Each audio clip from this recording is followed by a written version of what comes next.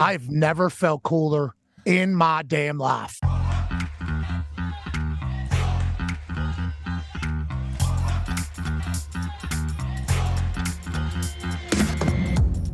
The Niners, hey, we're talking about maybe one of the greatest teams to ever enter the NFL. This quarterback, Brock Purdy, is seemingly unflappable, unstoppable, and this man completes every single ball with a team around him that is loaded with dough. They seem to be the team but how about the Miami Dolphins, who are all the way back after railroading the New York Giants, who now have a hurt quarterback with a neck injury. When that touchdown happens, they actually have a shot in the offensive coach's suite, pretty much. Matt Canada, the near one here.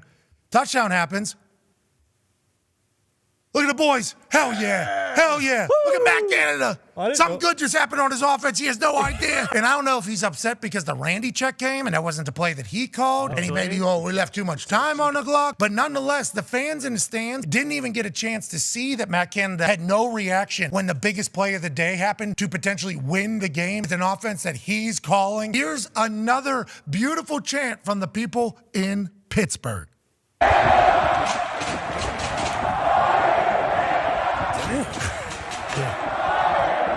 Yeah, they're not talking about the country. No, they're talking about that Matt Canada guy. After a rush touchdown, not even your touchdown, you went over to the crowd and you displayed your undershirt. Now, is that undershirt every game or just this game? I couldn't read it that clearly. It might have just been sweat stains. Did you know that your shirt had that on? The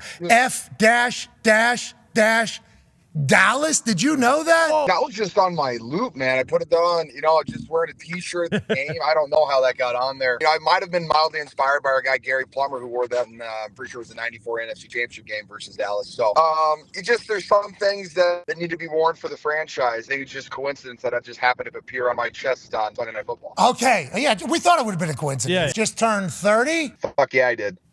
You see. George, so close. Yeah. Shoot. We knew one was coming, George. Yeah, we did. Okay. My bad, guys. We knew it's your birthday. Okay, do you want another? 3 tuds last night. You want a couple more? No. I want AJ to say it for me. For his birthday, AJ. No, I'm good, George. I'm good. That's the least surprising thing coming from an Ohio State Buckeye.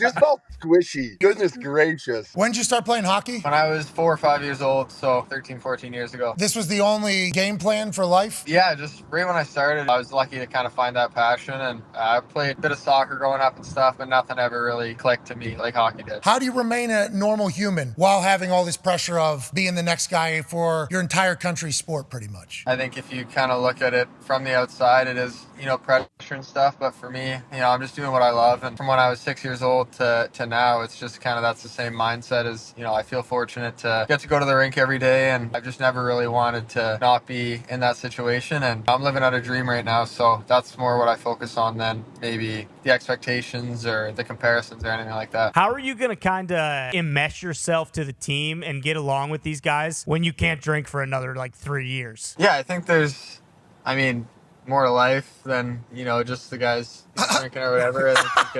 I don't know. He just called you an alcoholic. Hey, you alcoholic.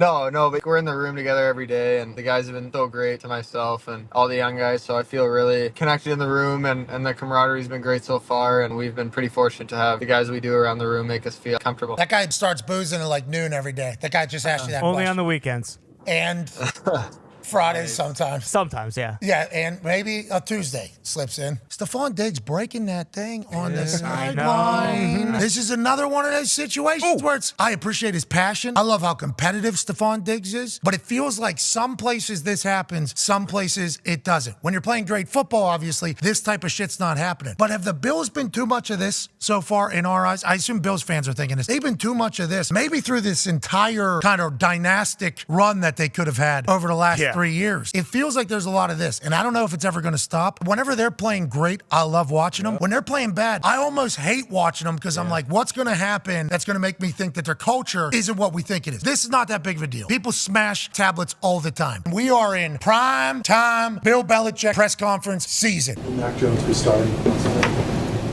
Yeah, we're not making any changes. What were you able to accomplish yesterday? Work on some of the things we think will help us in the game.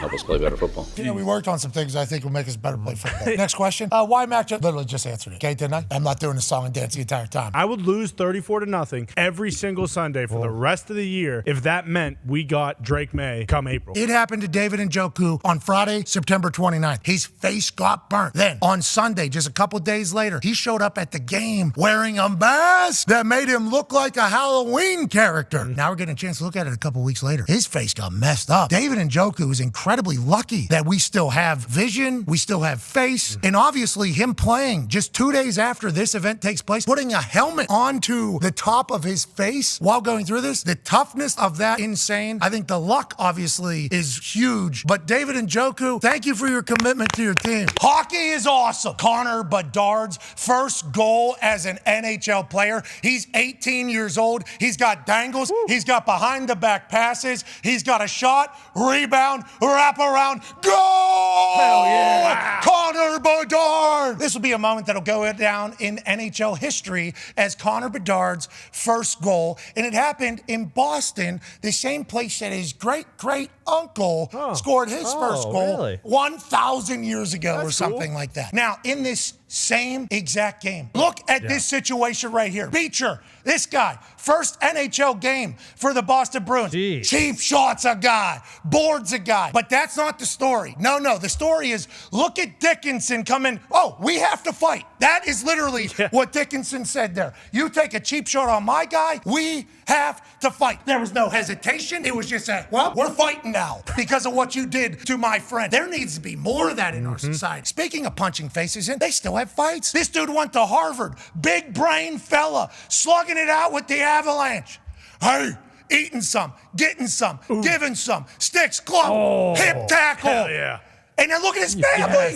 Look at this is his family right here. You go to the first game for like football or baseball or any of these other sports, the family's like nervous as hell, scared to death. Lafreniere, a guy that went to Harvard out of New Jersey, his family went ape shit because he fought somebody and took the guy to the ground. Micah Parsons responded to George Kittle. My guy, but I'm going to say this, laugh now, cry later. We got something for that. Just trust. If we see them again, just trust. And we're going to put it just like that. I ain't going to put too much on it. You're going to make it personal, we can make it personal. And this is what Deebo Samuel says in response to what Micah said, in response to what George Kittle did. It was already personal before the game started. Now, 42-10, I don't think you want to see us again. It might be a little bit worse. So that is something that normally you'd hear players say, it's fun. It's that Deebo's just like, it was what are we talking? It's going to get personal. Well, for one side, it felt already personal, which is the Niners. They're the ones that won by 32 points. Maybe the Cowboys should have made this personal going into the game, but then the Niners don't back off at all. Don't say, hey, it's all good. It might get worse next time. I love everything about what's happening right now. When did it become okay for offensive linemen to be flopping all over the place, AQ? Listen, when you sent this to me the other night, I was so disappointed. They say in the locker rooms nowadays, the old guys, right? The crusty old vets. Yeah. They don't make them like they used to. Now, that guy got a first down for his team. He got more first downs than some offenses have as a whole. But this is something we don't normally see out of the offensive line community. This can be the new norm, it seems like. So congrats to your position also falling tough into to watch. Tough to watch. Offensive linemen are getting soft now. What is that field like over there in London for people that have not played there? I really couldn't believe that we had high-class athletes playing on this stuff. Really? I've not heard this, Vaughn. What is it? I really couldn't believe we had $40 million athletes playing on this. It was insane. It just felt like it was hard and it was tight. It just felt stiff. It felt like it didn't have any padding underneath. And I've been playing football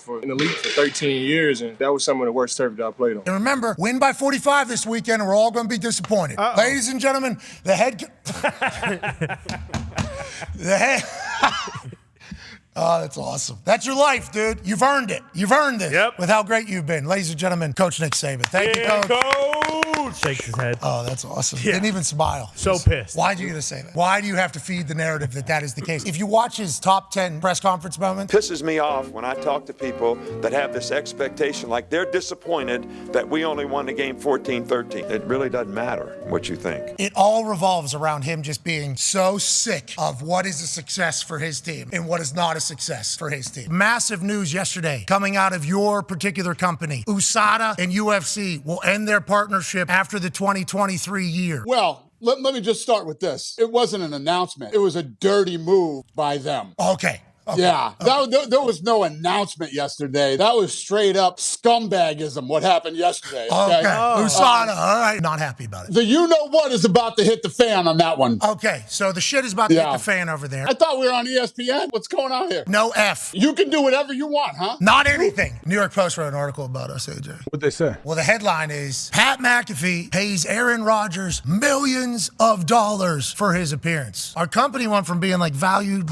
from anywhere between $2 to $5 million a few years back to over $500 million. And I'm not saying that just to flex. I'm saying that because as a human that knows that, all the people that have helped that happen have all been paid very handsomely. That is what business is in my eyes. That is what you do in the world. I mean, this is a hilarious thing to think about now. Aaron Rodgers, after that first Aaron Rodgers Tuesday run, and Aaron Rodgers Tuesday became the biggest podcast on earth. One holiday season, I just, we write a little check for, hey, here's $450,000 and it's nowhere near enough for what you've done for us. And I just give it to him. Aaron's very uncomfortable with that, obviously. But then I start breaking down hey, let me tell you what you have done for our company and you shut the fuck up. That is basically how this is going to go. Then I learned through this entire process that that's not how this normally goes. So I start thinking to myself, so you're telling me that these billion-dollar corporations refuse and have made it taboo to appreciate in a fashion of people's time, effort, and work and production for you? And all the marks of sports media are yeah, they're lucky to be on your platform. It's we were very fucking lucky that Aaron came on our platform. Yes. We're very lucky that Chuck Pagano comes on our platform. Darius Butler comes on our platform. AQ Shipley comes on our platform. Coach Saban comes on our platform. As somebody who did not come from a lot of money, as somebody who watched my dad work his dick off and get a $500 bonus potentially at Christmas when the company that he was working for and the company he was busting his ass for was thriving, and we were still wondering if we're going to get Christmas presents. I have always had the view of if somebody is going to make money for us, that person is going to reap the benefit from it. So I feel like New York Post think them talking about me giving Aaron Rodgers against his will for a while money for helping our company and investing in our company with his time and his effort and his energy. I think people think that's a hit piece, but I would like people to know if you believe that humans should work their dicks off for you and not get paid for it, you're a massive part of the problem as well. I am completely okay with everything that was said, and I'm completely okay being known as the guy that appreciates people's time, effort, and things that happen for us. So, with that being said, Andrew Marchand is a rat. That is what he is. He tried to paint this in a way that makes me look like a bad person. And it's you're the bad person. You think that was a planned hook and ladder there? I bet certain plays it's kind of built in where if you see, I don't know. Ray is he's running at a perfect pitch relationship. It just felt like it was perfect. Set up for that. And if that's going to become an added addition to their offense, random hook and ladders are going to happen. They're cheating at football with how good they are right now. Yeah, I don't know how they feel about it. It would be awesome if there's certain players that have the freedom. If you have the ball and you feel like you got a guy that's underneath you, 4 or 5 yard good pitch relationship, you can make it happen. I've never heard any offense having that, but I wonder if Kelsey maybe has that kind of power. That's very early in the game. Yeah. To be hook and ladder right now. Hey, Lane, how beautiful does it look where Pat is right now? You see he's got this Penix sweatshirt on. He keeps trying to get the cameraman to zoom out because he wants to show it. There it is, right there. That's why I want to get to him. They need to get him some sunglasses. I've just been seeing him squint for the past 5 minutes. Can we get the man some sunglasses out there? Lane, there's laws over here that might be affecting how open my eyes are as well. I mean, that's something to think about. But yeah, yeah. So there's a little bit of that potentially in there.